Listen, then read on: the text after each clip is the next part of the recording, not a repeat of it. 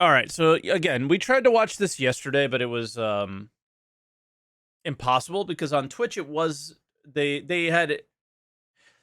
were dropping frames. They weren't just dropping frames, they were dropping bit rate. So just the overall quality of the show was absolutely horrible and impossible to listen to.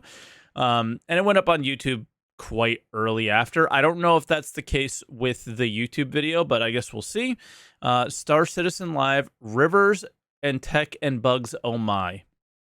But before we get into it right away, I always see people give this River guy crap because the rivers don't look the way rivers should. I always looked at it as like, this guy isn't necessarily an artist, and he's the guy who makes these things possible. And then hopefully one day somebody will go by and make them look better. That's just the approach that I always took at it. Like the non, like super glass half empty, like very much the opposite of what I would normally take. I just don't care about them. It's not interesting. Because it's tech. What do I do with these rivers? When are you going to add gameplay to them? When do I get to go fishing? You know, like those are the things that matter to me. So regardless, here we go. Star Citizen Live. River Tech guy. Those were the best. That sounds good. Three Musketeers. Because it's not nougat. I don't understand the propensity of putting nougat into these things. I mean, you could have been on the wide, so at least he could have been seen too. You see? All good. We're just chocolate bars. Hi, everybody. Welcome to Star Citizen Live, Rivers and Tech and Bugs, oh my. I'm your host, Jared Huckabee. And joining us on the show, at least for the first half, is community acclaimed River Guy. It's the River guy. What's happened? I remember... River Guy. River Guy, you like sent me a picture of the YouTube comment, like, they just called me River Guy. Yeah, it was like River Man has struck again or something. Was it River Man or River Guy? I thought it was. I think it was River Guy. You put River Guy in the event title, so that's as official as it gets. I feel like it was River Guy. Right. So that's all we're talking about today. I just want to let you know that that's it, and take care, everybody. See you. Oh, okay. Perfect. I mean, that's about how the show's going to go anyway, I would assume. Sorry. He did it. All right. Will, how you doing, man? I'm doing really good. How about you? I'm doing well. It's funny being here, seeing it all. This is your first time on this? Yes, only constant. First time seeing it. It's pretty cool. I like it. We spent a couple hours having to fix the window yesterday. The window had a technical problem. Yeah, I didn't realize it was a screen, but it is. You can feel the stuff. Don't dispel the magic. Sorry, it's a window. I called it a window. Window over to New Babbage. Specifically didn't. Technical issues with the window. How much money did they waste on it? Thanks for watching. Let's just start it again. God, man, who knows? Hi, everybody. Take three. Welcome to Star Citizen Live. I'm your host, Jared. Here's the only thing. Here's the thing that I will. The only thing I'll be critical about it is exactly Sharp. The fact that the audio might be just as bad as it was in the LA studio. Like it's. I know audio is hard, but the room is also it's got a lot of reverb in it. And like you had the ability to hopefully remove that, and they still didn't. Huckabee. And if you've never seen Star Citizen Live before, it's where we take about an hour at the end of our week. And it is true, live Vash Spiegel in Twitch chat. It is live. You think we would leave that in if it weren't? So we take about an hour at the end of our week, and we hang out, we chat, we talk about us and who we are and what we do, and a little bit of what we put into this wonderful project we call Star Citizen. Is this live, Champega? I'll have some Squadron people on today, I think. Joining us on the show this week is River Guy himself, Mr. Will Hain. How you doing? That's me. Yeah, I'm doing good. Your title is Engine Programmer 3. Yes, indeed. I'm going to ask you right off the bat, what makes an Engine Programmer 3 better than an Engine Programmer 2? You know an Engine Programmer 2. Not artist. Throw that person under the bus. Honestly, I asked the same question. I think it's roughly years of service, but I think it's like which year of service you're in, because I'm approaching my third year, but it's also like not at the same time. I've not got a clear answer to anyone. It means I'm better than a 2, I guess, depending on who you ask. I'd hope. Do you know an engine programmer too? Yeah, I know a couple. I want you to look in this camera and say, I just said I was better than you. I just said I was better than you. By someone's messed up. judgment anyway. Now, and is that real years or game dev years? So that's here years.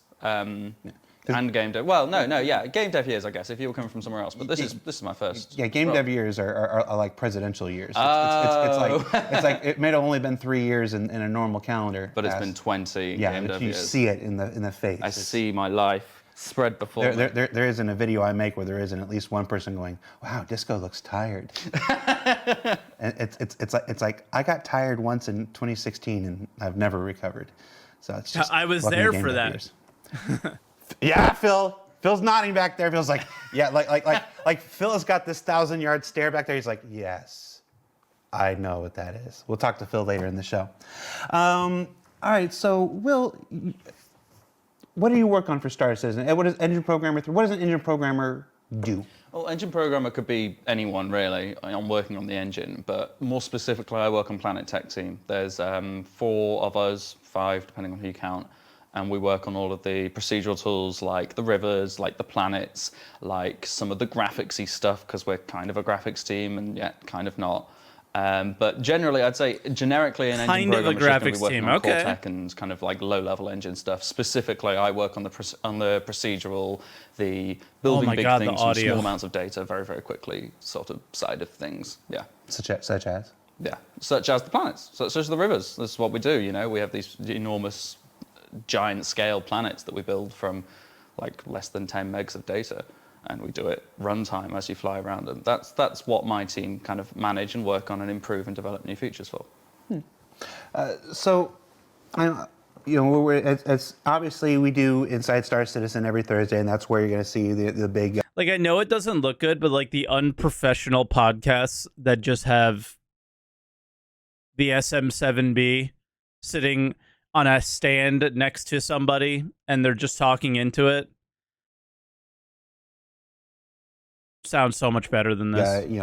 Feature updates and stuff. If you haven't checked out yesterday's episode, all about tremendous new mining improvements that are coming in the next content patch after 3.18 goes out. Please, Phil, Ray, any hope? I forgot again. 2 of the QA managers and the director of QA. I'm like, anything? I'm opening Firefox now. Where was I going with this? I don't know. You were going with just like what creatine is, the mining stuff. But on the Friday show, we like to kick back. We like to talk. We like to just explore a little bit about the people. So Will, who are you? Who are you? We'll talk about what you do, but who are you? Who's Will Hain? I'm Will. That's I'm opening Firefox now. I'm not doing this.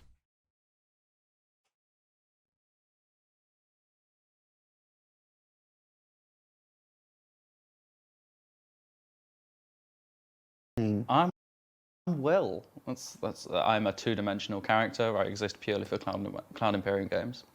I went to uni down in Cardiff where I studied game design and development. I've done programming since I was about 11. I used to use a program called DS Game Maker where you could make very, very bad games and then put them on one of those R4 ROM cards you can put on your DS with a micro SD card in.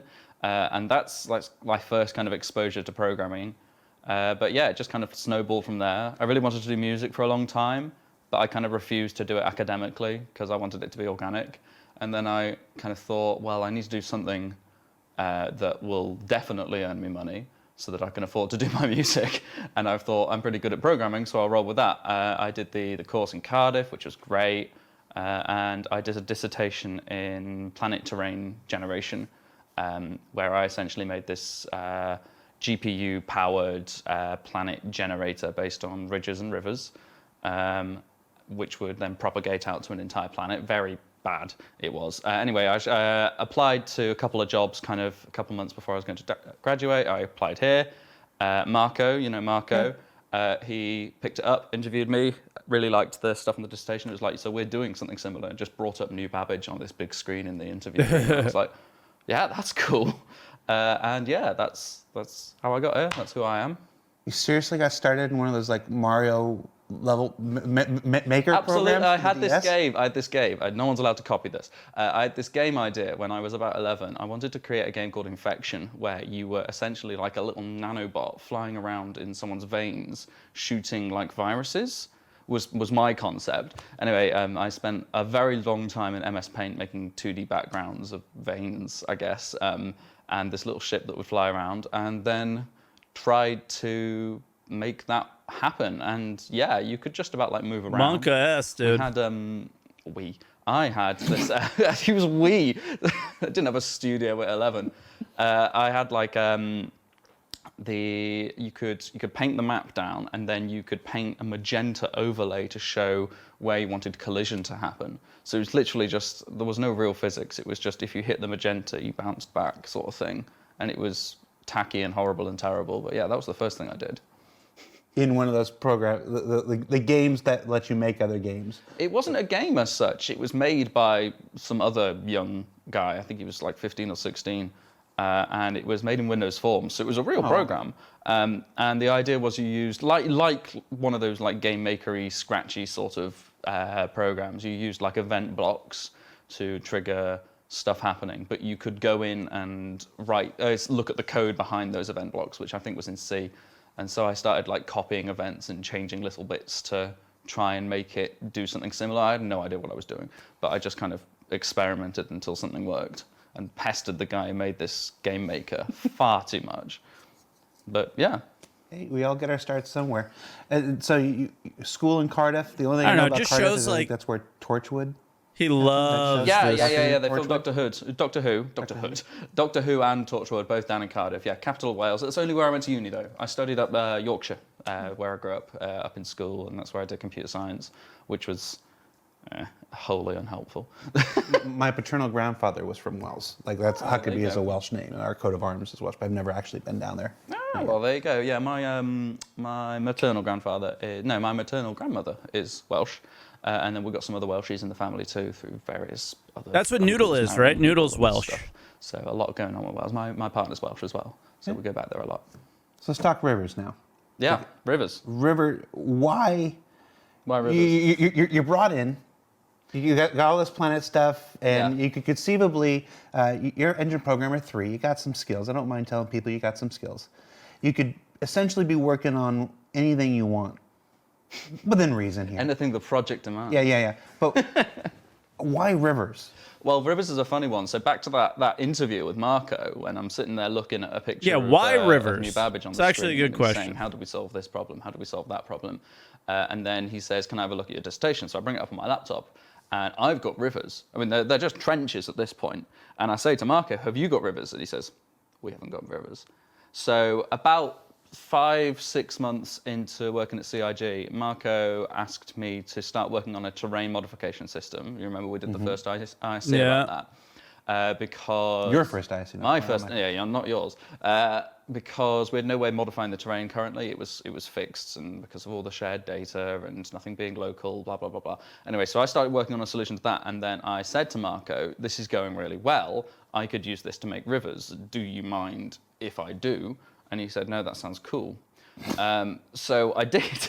It was really nice to kind of have that freedom, and obviously I couldn't put. And bro, like, okay, so I see a lot of hate towards this dude because of that, right? Like, hey, I really like working here. This is really fun. I could do something cool that I want to do that's going to need to get done anyway.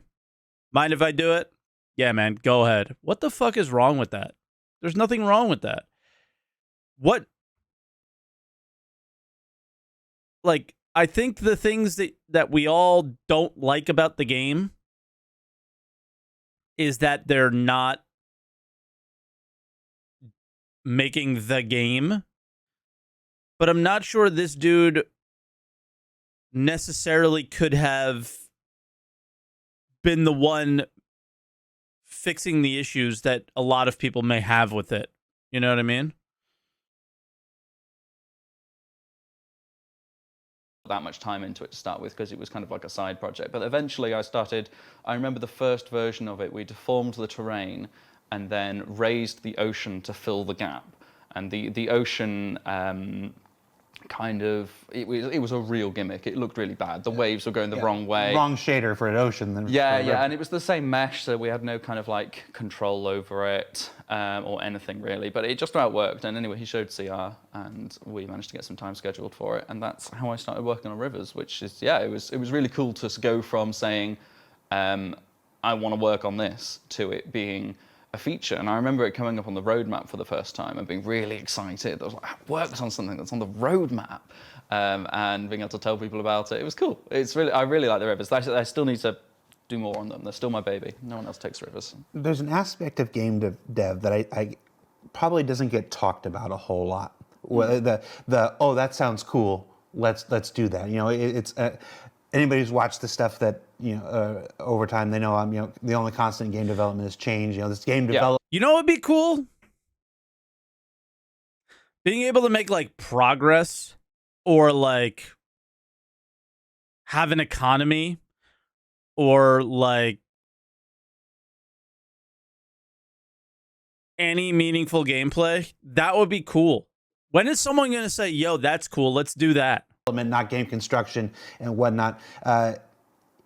It is a lot of things come about because of a serendipity. It is you have a person that has an aptitude in a certain thing, and you have a resources like an engine or a technology that can support the thing. And and this is why Rippers. Okay, we can spend a couple sprints, or we can spare this one person out of a team of hundreds or whatever to go and explore this kind of stuff. And it's actually one of those stories in game development that becomes difficult to tell, because without context, it sounds unorganized.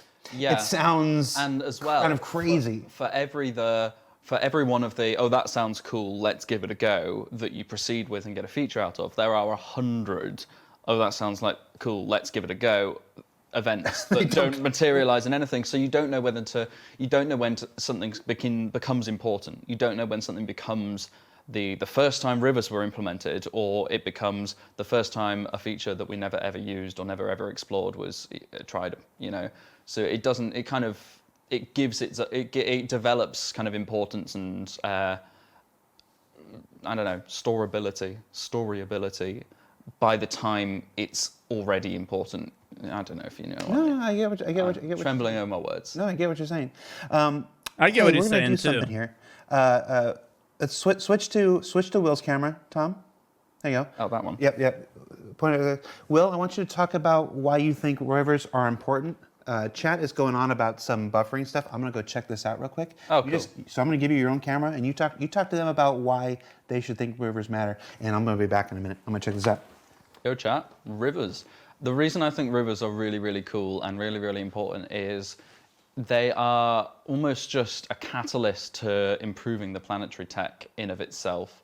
So everything that has been built around rivers, well, it looks like there is no buffering then on the YouTube, which is generated good. improvements on the planetary tech itself. So we didn't have terrain modification. We wouldn't have taken that as far if there wasn't as big a mandate as rivers. We didn't have this specific control over what spawns in what area depending on local features. But because we wanted it for rivers, we drove that, and now we can use it everywhere. Hello. Keep going. So it's not just a cool feature in a cool location, and it doesn't just kind of add to the realism of the planets and add unique locations that we really didn't have before. It is just a way of not only showing off new development in the planet tech and the procedural tech, but also, a catalyst for generating kind of the need for work and the drive to provide these new features. It's all well saying, well, I want to be able to control specifically at what level all these rocks want to spawn. You say, well, why do we need that control? What feature demands that? But actually what you can say with the rivers, you can say, well, we need it for this. So we make it for the rivers, and now we've got it for everything, and we can use it for all the other locations. And when we start introducing more unique POIs, we have this control and we have this technology that we wouldn't have otherwise. There you go. Great. And talk about how it gets us to cliff sides and stuff like that. Cliff sides. So the new river cliffs in 3.18 are really cool, actually. So the piece of technology that allows them to exist is this thing called on-demand spawn points. I see people crying about those too. Detail. But the spawning Mostly system positive is stuff, run by but this then Coco Buy and some Builder, people are like, which, "Oh, this I help look looks after in Planet Tech. terrible." And that has lots of cells across the planet, a grid of cells across the entire planet, each of which have a set of spawn points. Spawn points are usually random, and then they take their properties from the terrain in order to decide what to spawn. On-demand spawn points is a little bit of code that allows us to kind of hook into that and say, we want Do to they spawn look a one lot better? here. I haven't been to the here. river yet. And we want an object to appear. And you can even kind of like specify some overridey stuff as well, which is pretty cool. Now that was developed for the rivers and then for the cliffs to allow us to say, well, yeah, we've got all these rules about where we want such and such a rock, but you can't always just cover for this all in rule sets. Sometimes you need specific art direction. Sometimes you need to say, well, this is a river gorge. We need a wall of river cliffs going along the side. So that's the kind of tech that's driven that. We want to be able to we want to be able to place this on naturally occurring cliffs across the planet as well, which will be really cool because then when you get those really steep We have a new slopes emote, that guys. kind of It's naturally called appear "So on our What Did We planets Learn This anyway, Week?" We will be able to populate them with the really beautiful cliff meshes. But Thank you, there's Tris. also Thank you for your prime. some rumors and some talks about going a different direction with that and kind of doing more of a technical approach, which I won't spoil. But it will be really cool if we end up doing that. I hope we do. But yeah, the on-demand spawn points are driving it at the moment, and they're really cool. More of a technical approach. More of a technical approach. Yeah, GPU-y stuff. I'm not going to spoil. That's not my plan to spoil. So for those of you who are watching live on Twitch right now, the ingest is fine. There are no drop frames or anything like that. So there's a bunch of people in Twitch saying that they're experiencing lag and desync and stuff. That's platform related. It's nothing to do with Jared works at CIG too long, calling it desync. the ingest here. So we're sending up a signal to Twitch, and they're receiving it just fine. So It's that's funny. all that we have control over. So, Or the backers best I are can calling it offer is that desync. if Twitch is struggling El with Gigante, something right thank now, you for your prime. this will Appreciate be it. up on YouTube later today, as it And always that's why is. we're So, watching it, because it was so bad live. besides rivers, because I know you're working with rivers and done. You got the stuff going into 318. Yeah. I don't think it's any secret to say that there are bodies of water in Squadron 42, and you're working on the stuff for Squadron 42, some water related Yeah. stuff for Squadron 42. We don't want to. Yeah. But someday, you're gonna be like, yes, that is water. And Yeah. water is a liquid. done, and it's good, and like my time with water Yeah. is complete, and you're gonna move on to something else. What if you had control over that? And Marco's, we know what Marco's watching. Marco's a big fan. If I could choose what I was going to work on next, oh God, there's so many things. I really want to go back to the spawning, and I want to make our planets more physicalized, which means nothing. I want the planets to be realistic. So we currently have our climate, we have temperature and humidity. I want more detail, more control, more proceduralness, so that you can click a button with some randomized parameters and generate an entire unique planet just like that. So I want it to be, I want to say, well, this I was lucky enough to hear this live where it wasn't messed up. This isn't what, should not be what he wants. I think this is what we need. is the local sun on the solar system, and this is where the planet is, and these were the materials that were around when it was forming. So where are we likely to have continents? Where are we likely to have resources in the soil? What plants and rocks are likely to have come here? I'd like to, and I don't know if we'll ever be able to do this, but I'd like to do full terrain, like I think this is how we simulation get from more planets. kind of like And fast. You could do those cool simulations where you have a flat piece of terrain and you start introducing water droplets and it forms the kind of naturally occurring erosion. Because that's not what the rivers are.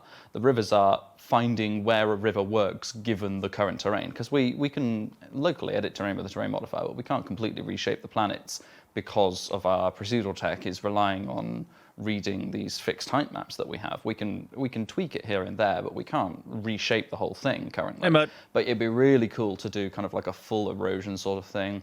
Whether that's ever going to find its home in the PU though, in our kind of like our star system where we're finding, you know, hundreds of planets and stuff, I don't know. But that's the sort of thing I'd love to work on. Yeah, it's hard because I mean I don't think anybody's going to say we don't push things. Push technologies and stuff in ways that maybe other games sometimes don't. But there are always considerations for the multiplayer aspect, for the MMO aspect for the server. There are things that we could easily do just for a single player. Yeah. When If you you can have control Oh, the I love that perspective. when you he know said it's only these things easily. taking exactly. place. If you've, I mean, with the planets, the best example. They've been easily making their single player campaign Squadron 42 for 10 years now. Easily could do it, by the way. Is if you've got one planet and That you've was- got 20 gigs of hard That space, was a little hard drive misclick by space, Jared, I you can think. go into so much detail and you can have so much locality. But actually, that's not where we need to push the boundaries. What we need to do is push the boundaries so that you can have hundreds and hundreds of planets in minimal data in one game download. And as well, if you wanted accurate height maps of Earth, that's terabytes. And you want the kind of level of resolution that we have on our planets on Earth or something smaller even. It's just not possible to read it from raw data. You can't do that. You need to be streaming it in like Microsoft Flight Simulator does. And even that's a really, really, really beautiful game. But you go to the terrain and it's not the fidelity that you'd expect when you're walking around the terrain. It's a flying game. It's a plane game. It's designed to look good from above, and it really does. But yeah, that's not the problem we're trying to solve. We're trying to generate these beautiful, unique planets, and we're trying to do it in such a way where it's scalable, because we don't need a one-to-one replica of Earth that is down to the centimeter every single place. We need fully explorable planets, and we need many of them, and we need it to not take up several terabytes The on each of only our users' non-explorable planet will be SSDs. Earth. So yeah, pushing the not boundaries in the fully. right way, I think, is the right takeaway from that. There are probably 6 I think they're going to do Earth exactly how they did it in the old days in CR games, which is cutscene down, tram that brings you to and from certain locations, and then you just appear at these new locations, and you'll be in Moscow and then New York or whatever. They can just have like cities. There's 7 people all running to Reddit right now to make correct a me, no, not to points, correct you, or- to make a post about how somebody at CIG said they can't do Earth and Earth isn't coming and blah blah. We were just talking. We were just talking earlier before the show about making a light cue and a little music cue when I have to do these things. We don't have that yet. We were just talking about it today, but.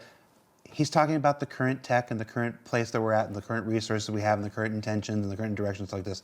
Obviously, folks who have been following the project for a long time know that Earth still exists in the 30th century, and when it comes time for that point on the development wheel to roll around, we'll be discussing how and when and where we'll be doing that and stuff. So it's just I'm right not now. unconfirming Earth.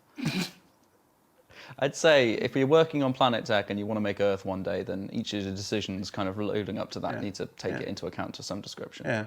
You don't want to accumulate all of that tech debt. Right. It is going to be an interesting challenge when it comes for to it, sure. because unlike every other planet, like people can walk outside and see it. Yeah, you So go there's- see, well, that hill by my house. Yeah. So it'll be an interesting challenge when the time comes. It's going to be a really, really good one. Thank you, Shambles. That as well. We All have the we have a primes phrase- today. We Thank have you. a phrase in Evergreen that's the people who work on ISC and SCL. We say that's a problem for future us. Yeah, Screw problem those for guys. future us. Screw those guys. So after Rivers, you want to work on spawning. I want to work more on the spawning stuff, but I want to make I like it more spawning. physicalized. That's one thing. I can doesn't work like on any spawning? number of things. I want to do lava and volcanoes. Bill likes That'd be spawning, cool. I can tell. He's like, yeah, I like spawning. Yeah, lava volcanoes, that'd be cool. Like to do... Say volcanoes? I'd love to do them. I'm not saying I will. I'm saying I'd love to. It's just like I know that face. it's like a vertical river out of a mountain. It's like a vertical Turn that- river, just turn yeah. that on that side. And I mean, put it up out of maybe for a lava river you could say that. It's like a slow-moving river with more VFX. But what if you want the lava to set? And what if you want to put on your fire hazmat suit and walk through it? Or, there is tech and there is work and there is more features needed to just implement something that looks like an aesthetics change on the surface. Because it's all the gameplay. That's what got with Rivers as well. When we got there, when we got it looking good, when we got it ready to release, the thing I was working on in the months leading up to putting out our first river was not making the rivers look better. It was the gameplay. It was making the Gravlev vehicles recognize it. It was the making the player drown if they take off their helmet underwater. It was the VFX not spitting up dirt and stuff when you fly your hoverbike over it. It was all of the gameplay. Oh, wow, okay. None of the beautification anymore, because there are so many facets to putting something in a sandbox world like ours. It's not a simple, well, here it is, it's done. You've got to think about everything the player can do to it, everything the player can do there. What's going to look stupid, what's not going to work. And what's crazy is the player can do nothing there, right? Like, most of the things that you do at a river right now are like the quintessential, I think that's the right word, quintessential like emergent gameplay. Like, I made a racing track here, or we had a ship meet up here. Like, that's it, you know? It's a big job. It'll be the same for lava when it does come. I think it will come. Someone said it would come. I hope so. I want to work on it. Look into that camera and say, we are definitely doing lava at some I'm point. not saying that's not my call to make, Jared. Hold on. Will, can I get in there? Will says we're definitely doing lava at some point. You can take that to Reddit. Will said so. Jared said, Will said so. There's some days I just like to watch the world burn. Oh, you do. Burning lava. That's about it, man. Yeah. I know you got to catch a train back. I'm gonna catch my train. You got your foldy bike. Is it My out? foldy bike, my dad's old Brompton. That thing's 40 years old. And it folds up like a suitcase. It's great. I love it. Go buy a Brompton. Not sponsored. It looked like something Inspector Gadget would have. It looks like one of those monkey bikes. You know those like old timey. He drives a bike to work. Wild. Nice, but you know they're the tiny wheels and they're like really high up. It looks like that when you ride it. You look like a bit of an America sucks, man. Sometimes. Narc. That's the word. The views and opinions expressed by Will Hain do not represent those of Cloud Imperium Games, Robert Space Industries, or its subsidiaries. You're saying that Robert Space Industries wants to put the monkeys back on the bikes because I said I don't.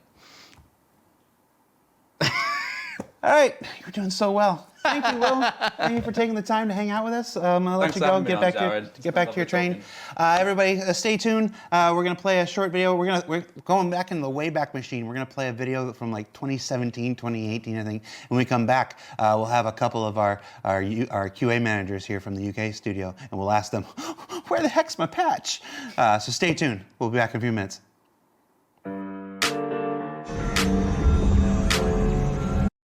On CSGO. Con on CSGO. I got it. Con on CSGO on Twitch says that was torture. What? Are you serious? I am shaming you on live Twitch right now. That was brilliant. That was I didn't hear anything. Yella Yell by Steamed Rose and friends from a couple years ago. So before we get to the thing, I've wanted to start take a few minutes each show and showcase a little bit of what we got going on that makes up our set. Where's my patch? Why do so many issues seem to go past QA into the patches? Just so you know, this is something that's been brought up a million times, and they'll probably bring it up today. It doesn't necessarily get past QA. It's they just haven't fixed it yet, or they haven't prioritized it as a fix. That happens all the time. All the time they talk about that. That it's not that it got missed. It's not our fault. I forgot to grab something because I was too busy watching Con on CSGO. So let's talk about this. Let's talk about this thing here. Oh, there we go. This is a Horgon. And presenting a Horgon to someone means that you are seeking Jamaharon. Phil, are you seeking Jamaharon? I know you are. I mean, not with me. Riser, so. Okay, this is Jamaharon. This is, if you know, you know. And if you don't, you can Google. Turn safe search off. All right. Definitely one of those shows. Joining us now for the back half are some members of our QA leadership team here. It's been one of those shows for months. We've got when it Ray, comes to SEL, I feel we've like got Phil, and we got Rodolfo. How you doing, guys? Yeah, we're good. Thank you. Yeah, very good. Good to be I was trying to decide for real quick. How are you going to get into hi, the Tom. 2018 stuff? Tom just wandered into frame there. We've gone red on the stream?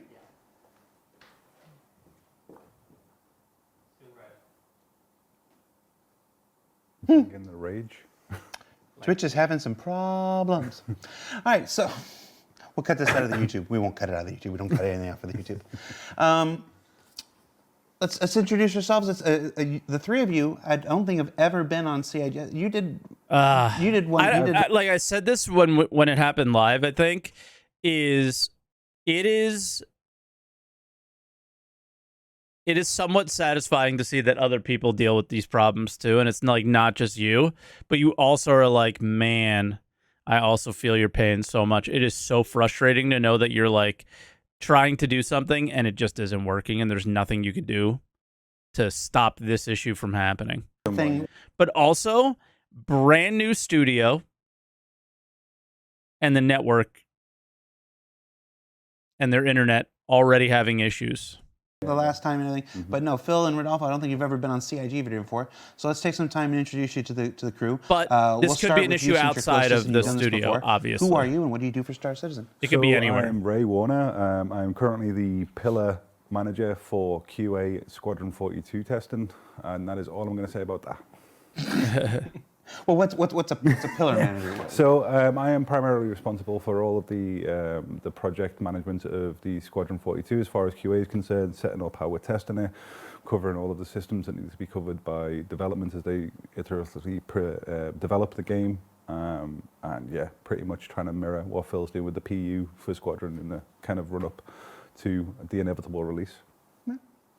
And Phil? Yeah, I'm Phil Webster. I'm the PU pillar manager for QA. I look after the Persistent Universe and Star Citizen and oversee all of that and testing for all our live releases. Don't ask You're me about killing it, 318. Phil. Please. Well, I assume if I have you here for the hour that I've just pushed back the release of 318 by at least an hour. It's your fault, really. Yeah, it's exponential as well, so every minute's actually much longer. Development years.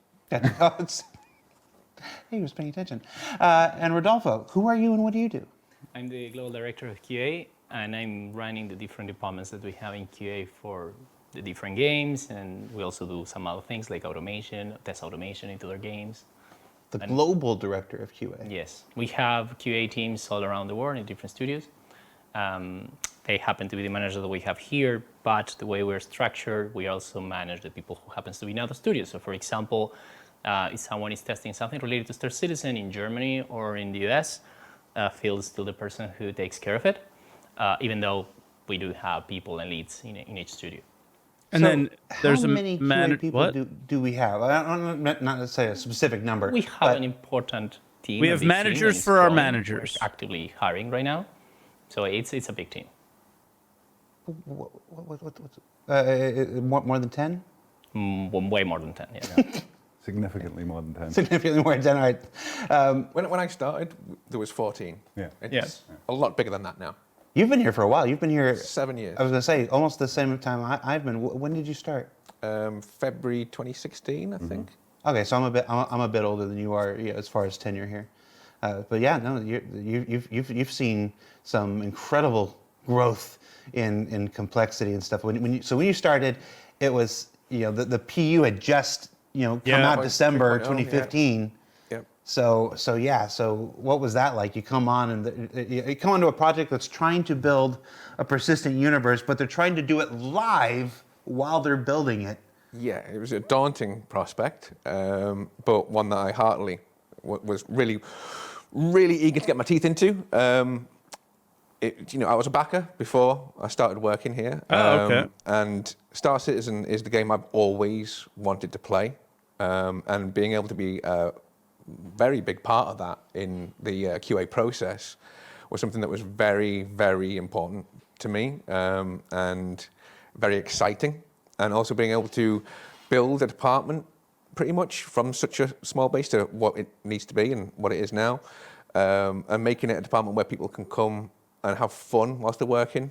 You hear a lot of tales from other studios and places, not naming no names or anything, but you hear like horror stories of what it's like to be QA. And we want to make sure that no one ever felt that way when they came to work here, and we pride ourselves on that fact. I will share a horror story. I won't name names, but I was at a studio once. He's already named the name before, but maybe it was in private. Had multiple buildings. I know the story. We were in a building that had a different passkey than the building where all the developers were, and we were not allowed access to that building. We were not allowed to go to the same commissary. We were not allowed to go to the same thing. And during the Christmas party, the holiday party, they rented out a big, huge banquet hall at some hotel or whatever. And when we got there, there was a cordoned off corner behind little like little stanchions, and it was like no, QA and customer service and those non-developer roles, you got to be over there, like in a kennel.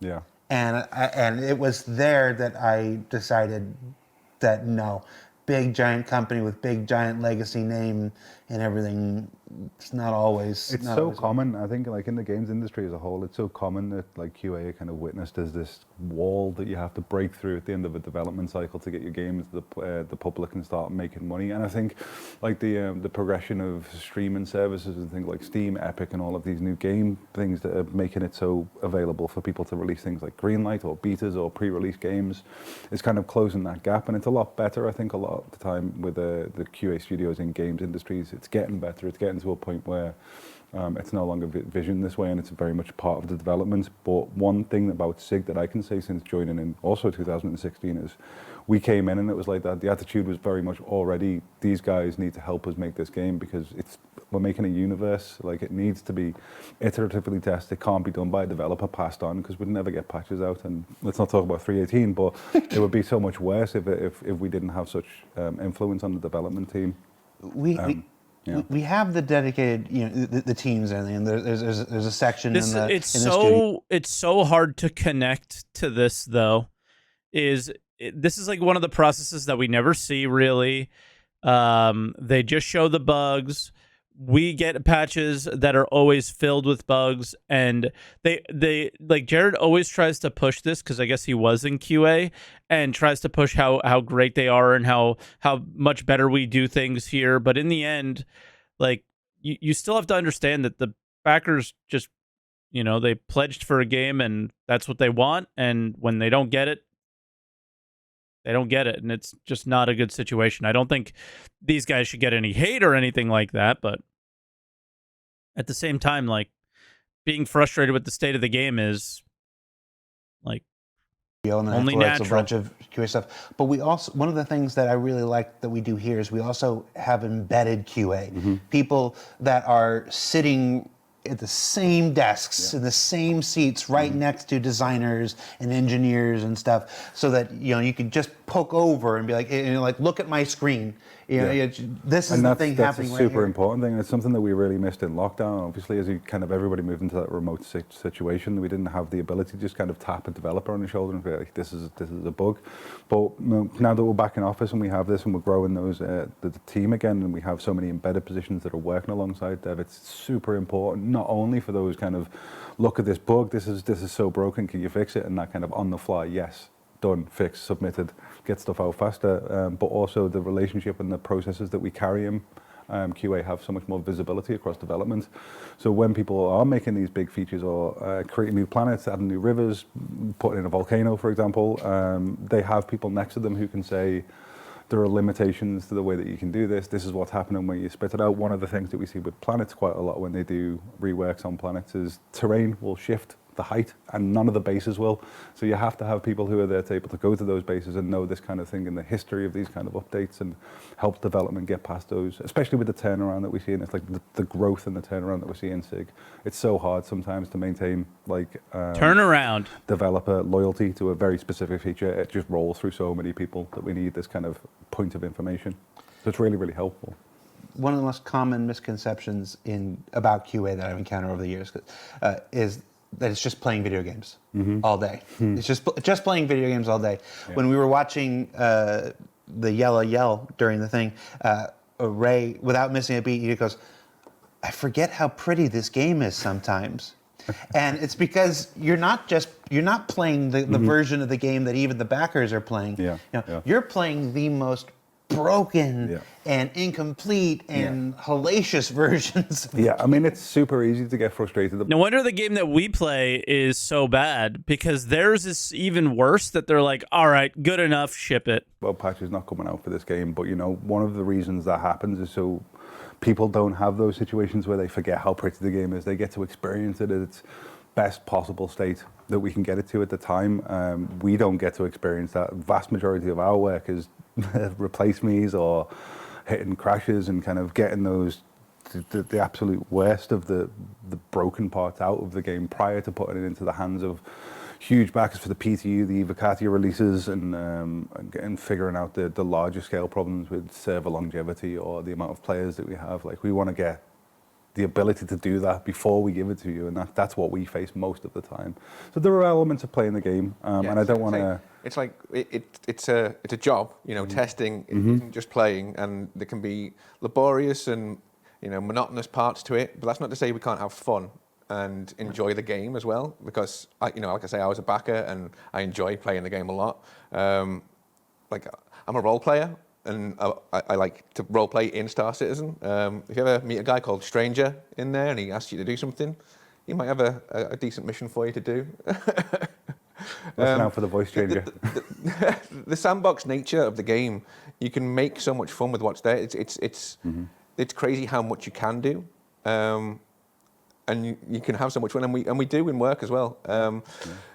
But yeah, it's a hard job, and we have a very important part to play, and it's recognised here at SIG, which is brilliant and fantastic for us. Well, I always appreciate people that could do that. I never could. I could never RP. I could never. All the fun we could have. I don't know why I could never do it. One of the things I wanted to talk about along those lines is that when we talk to a lot of people, QA often comes up as a tremendous point of entry.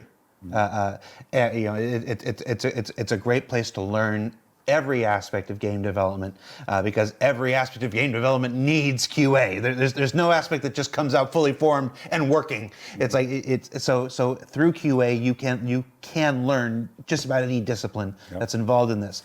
But the flip side of that can sometimes make it seem like it's not a career in and of itself. That it is only a thing to get you in the door, and then you are meant to leave it.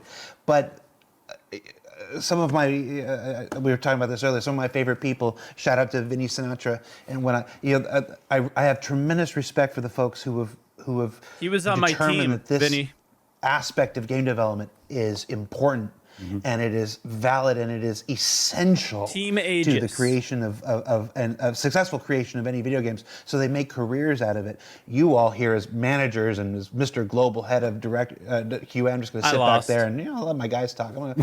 He's back there like Don Corleone. Like, Well, I shouldn't even be here. You just pull me out from the backstage, right? talk to me about the decision to make this a career, to not not that there's anything wrong with it. The people who started in QA, when I'm not talking crap to them. We have a name for people like Phil and I called QA lifers, and you get people who enter QA through several different means. Some people pursue the games industry, some people want to play games, and this idea that it's just playing games, like this is what pulls a lot of people into QA. But there's a specific skill set that comes really natural to a lot of QA testers, and it's the idea of problem solving and being interested in those problems and finding those solutions. And it's a real passion for that drives people to continue a career in QA rather than chasing development. One of my favorite aspects, and don't get me wrong, is seeing the development of people's careers. They come into QA, and whether they go up in QA or whether they go up in development or production, it's all amazing to watch people grow and gain knowledge for the product. But you get some people who are just wired to find the problem and make that problem worse, and then tell people why it's so broken and then get that fixed. And it was a particular passion that I found when I moved into QA. And then obviously as I got better and honed that skill in my 10 years that I was Spectrum prior users. to come into CIG, it became less about how I can branch out and become part of this, the creative force that make games, do the art or do the program or doing the code, and become someone who gets to see everything. Because that's what you get to see in QA. You are one of the few departments who see literally everything that gets put into a game. And it's such a rare thing to see in the games industry that it was just, I fell in love with it, and losing hair since. It's amazing. I love it. It's at the Bro, if that's losing hair. the career pathing we have from QA, it touches everywhere. See, this that's I'm with this guy. That's it can go Tom. into any aspect of game development. Tom, or I'll be game there soon, production, buddy. Or staying in QA and leadership. Mine's and just management, going looking back after to people and front. project management. You got a finger in every pie,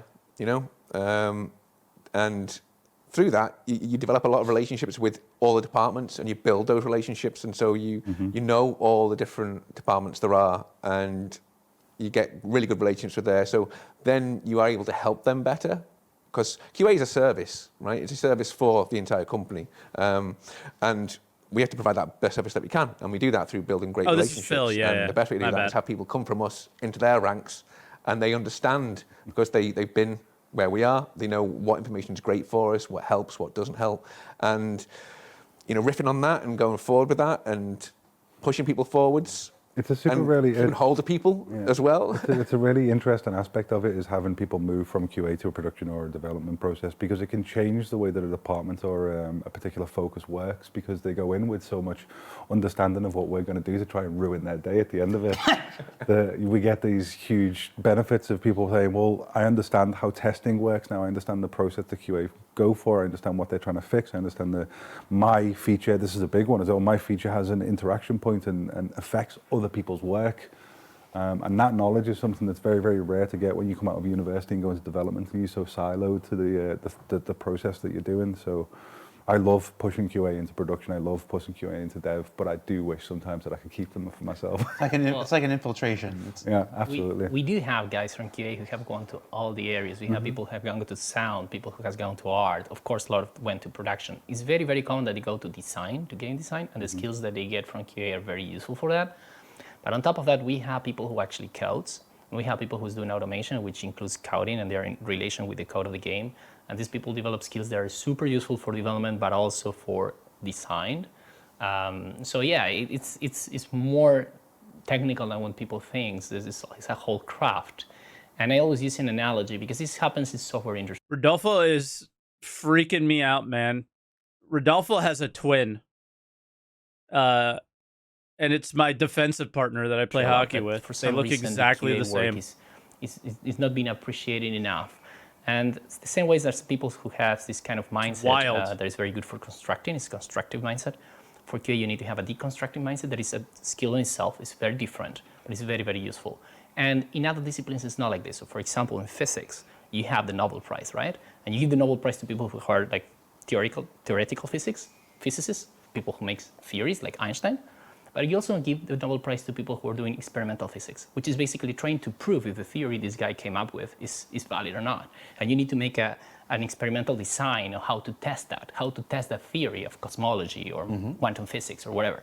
That's exactly what we do. It's just we do it with software. So we're basically, empiricists, experimentalist scientists working with software instead of working with physics or chemistry. That's what we're doing. And there's a lot of techniques behind it, a lot of knowledge and a process, and it's not as simple as just playing the game. There's a way you have to approach it to do it in an efficient way, because you cannot just find all the bugs in an infinite universe like what we have just by trying to go through it.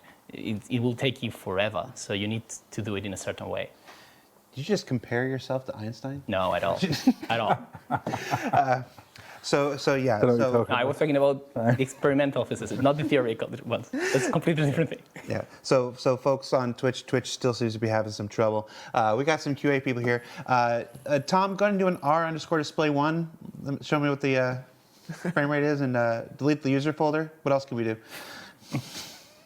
Turn it off and on again. Turn the stream on and off again. Like I said, folks, whatever's going on with Twitch will be up on YouTube shortly after if you want to see the rest of the conversation. It's You're gonna beyond sneeze being again. we've turned this into a QA recruitment thing. And by the way, everybody, Please apply for QA, by the way. Yeah, you can go to cloudimperiumgames.com/jobs. There are QA positions in all 5 studios around the world, including Montreal. So check that out.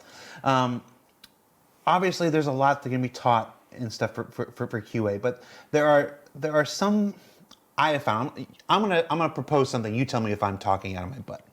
There's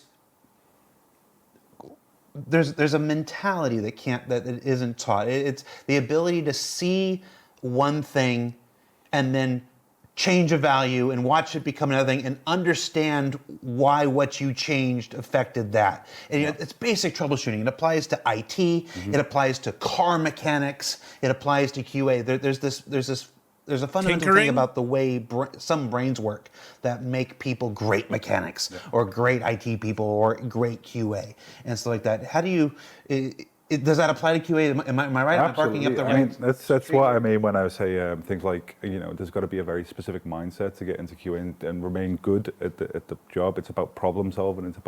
And when I say problem solving, it's not about being presented the problem and finding the solution. It's about finding the problem, and that's very much what you're talking about. It's about seeing a piece of software or seeing a feature or seeing an element of gameplay and thinking to yourself, I mean, Owlback is a great examples of this, but how are people going to come in and ruin this? Because they will. It's the first thing they want to do. They want to find easier ways to do things or better ways to get things, ways to exploit the code, ways to exploit the gameplay. And we have to approach our testing methodologies with this in mind from the very, very get-go. So yeah, it's like right from the start, like in the kickoff meetings, the amount of times when designers come in and they do the pitch and someone from QA will go, so that could be weaponized by doing A, B, and C, right? And their faces drop and they're like, oh yeah. And so, but that saves time. And it gets that fixed before it even hits the code base. So, it's how do some of these things get to us then? I mean, that's always going to be the question. Is like there's some obvious very issues. Important. We actually have one of those today, right? Where we did that. It's very important because sometimes you can have a design that will not work out in the whole universe, and people don't figure it out until it's coded and gets to QA hands. So we actually test it, and it's too late because you have to drop the code and start again. So it's so much better when you can have these interactions early in the early stages of the development life cycle. Yeah. Every QA person has, I have found, and we're going to see if this holds true because it's the first time we've had this conversation. Every QA person I've ever talked to has had at least one story of the time a designer or an engineer, somebody was super excited that they thought they had completed their thing. It worked perfectly on their computer, and they were so excited to hand it over and walk away from it and be done. And like the QA person had to come back to them and be like, "No, you're not. You're not done." We had a special bottle for Mark Abbott's tears. Collect them, yeah. So I want to hear your story. I want to see. Tell me one story of the time where there was a developer, obviously Mark Aben or whatever. It's like, yeah, this is done. I'm great. I'm done. I'm ready to move on to the next thing. And you had to be like, no. Yeah, I mean, I think one of the easiest draws are some of the dynamic mission stuff that we do. Like, there's a lot of elements to our dynamic mission because they attract so many player bases and the unique elements of it, like the Idris attacking or the flight shows. And probably one of my favorites, and I apologize, Phil, because I'm sure you were probably going to say this also, is the when we bring the Idris on and they were like, here's the Idris, now everyone can look at it and it'll be amazing. And the first thing QA say is, someone's going to get it and I'll take over it and then fly around the Idris, and they're like, no, that's not possible. We've de-physicalized all of the flaws that we find, don't worry about it. And within, 10 minutes of the release, someone had clipped through the ceiling, landed. Space Cutlet clipped through the ceiling, took the Cutlet's probably enjoying this one. In the seat, got in the seat and started flying around in the Idris, and it's like, well, we told you. So, but yeah, that always comes up against that kind of, we've done it, this is it, we're going out live, this is it, PTU release, damn it, we're gonna have to go back to square one and figure out how to make this work, and it happens constantly. But there's a great satisfaction in I told you so. How about you, Phil? Well, Ray totally stole my one that I was going to use. So I'll just say about Ray's particular project in Squadron 42, redacted. So unfortunately, I can't tell you mine. Redacted. Well, you guys have worked at other projects, though. What about you, Rodolfo? You've got a story of how you don't make it to global head of QA. No, without having I had some stories, some feelings from long ago from other projects. So I don't know if I can share that, but yeah, we do have. I do remember, for example, when my very first job in QA, when I was a tester many years ago, I was testing a mobile game from iOS, and they were pretty sure that it was working perfectly. It was a simulator physics, so in some sense similar to this. The Incredible Machine, you remember the old school games? Well, yeah. We made a remake back then in Disney for mobile. And now whenever try to stress it a little bit. So when you start stressing it, you saw that, all the cables and things start wobbling around and you can just do whatever you want. And it's the kind of thing, but no one is going to do that. Well, we did, so maybe the players will do as well. And you always have that kind of discussions, right? Like they only expect people to use it as the intended feature is. And actually players, if they are allowed to do it, they will do it eventually. Yeah. So yeah, we do have kick it while it's down. That is their prerogative. Yep. We're almost out of time, but I want to ask you about Thank the other God. thing, the horror story that's for the developers, whatever. But talk to me about Can't Repro. Talk to me about the reports you. that no matter what Holy you do, shit, we finally got to the you've just parts beat that your affect head us. against this thing Yeah, for well, I mean, days. Like talk to us about the issue council. Talk to us about when we report bugs. Why you say you can't like a bug is fixed and even though it isn't, right? Talk about those moments. Specifically, one of the big problems that we have is we have these universes that have hundreds. Help of us players, understand and respect you, because I think a lot of players don't have respect for the QA because they don't understand the situation, and this would have been a great opportunity to deal with that. There are things that happen in the back end when you put that many people doing random things. As we say, people get destructive when they play video games, and when you put 100 of them in and let them do what they want, it's very, very hard to replicate that in a controlled environment, and that is fundamentally the baseline for QA. We need to be in a controlled environment so we can find those steps, find the cases of how it happens, when it happens, what you need to do to make it happen. And when you put a PTU game out and we get 50 crashes, or we get the elevators killing people, everybody knows this, right? Like we put it into a game, we get 10 people into the game, we say, just ride elevators for a day and tell us what happens, and like, it's fine, it runs great, and you're like, why? Why is it running great? And it's really, really hard to replicate, and you can do it in the PTU, but you can't do it in a dev build, so you can't get the information you require, and it's super frustrating. It really is. And we have to deal with like multiple builds a day, whereas the servers will be up for days at a time with this amount of people on it. And so it's the soak time and stuff as well that we just can't replicate, because we have to keep on iterating and getting the fixes in, making sure they do work at a base level so that we can get it out to the backers and so they can start playing it and enjoying it as soon as possible. Yeah, and then you get Rob Johnson, who comes in and goes, oh yeah, I'll fix that. And it's done, and it's like, I've been looking at this for a week. Is a legend. Yeah, Rob Johnson, absolutely. Shout out Rob Johnson. One of my favorite stories, if you guys started in 2016, this predates your time here. It was in Arena Commander back. It was just before the PU had launched, and there were Hornets that were just randomly exploding. You'd just be flying around. You'd be in free I've fall. heard this story. No Yeah, combatant, we nobody all know the shooting at you, story. and every just time there's QA, occasionally you just explode. Yeah. And it's like, and the timing was different, and they struggled forever to find the common denominator. And eventually, what it came down to was that the default loadout at the time had a flashlight that hung on the belt of the outfit, and it was physicalized. And depending on the maneuvers you did and the G's that you pulled, the flashlight would beat against the inside of the cockpit and do 1 point of damage. 1 point of damage. Amazing. 1 point of damage. Amazing. And so it entirely depended on how you flew and how crazy you flew. But once they figured that out, it was just like, why is that like? That reminds me now of a horror story of QA leading up to one of the Citizen Cons and one of the demos we were doing, and we found that going around one of the planets that we shone off the first time, there were patches of invisible collision that were around the place. So we warned everyone, don't land here, don't land here. There's a chance it could just ruin the entire demo and blow up the ship, and we'd have to restart again. And we said, just make sure, don't land. It's like, then the instruction was to go and land, and obviously you have to pay the instruction. And we were on the edge of our seats the entire time. Obviously that was fixed by the time it was released, but for the whole demo purposes, it was terrifying. It was terrifying. We often go through several bottles of rum during a Citizen Con, just trying to make it through. My favorite is, we're out of time, we'll do this, but Vinny Sinatra on stage, and one of the do not do's on this demo was, when you land here and you get out, do not go left. Take no step to that entire cardinal direction of the planet. It's untested, and you're falling through the ground, and we don't have to go over there. It just Twilight looks Zone. pretty. Do not go over there. And it was in the rehearsals, and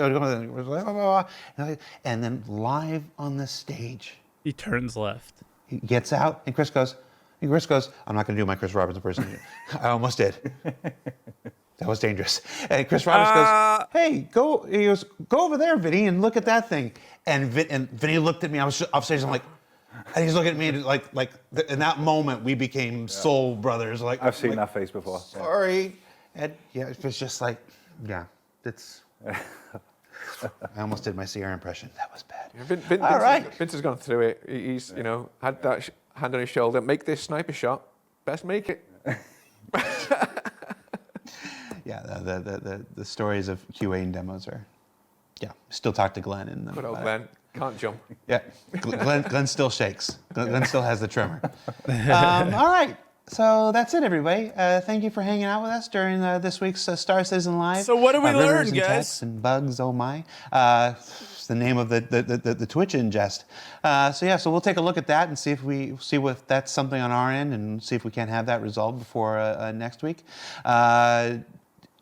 If you haven't, tune into this week's ISC. All kinds of massive changes and improvements coming to mining gameplay in the upcoming Alpha 3.19.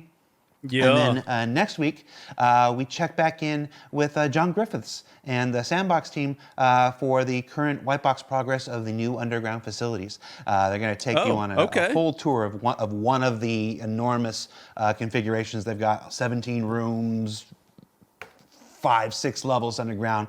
It's pretty cool. These things that we introduced in concept at CitizenCon are already going through white box, getting into gray box and stuff. They're making some terrific progress. So check that out on ISC next week. For Star Citizen Live, that was Ray, and that was Phil, and that was Rodolfo, and I'm Jared. And thanks everybody. Take care. Bye. Bye. Bye.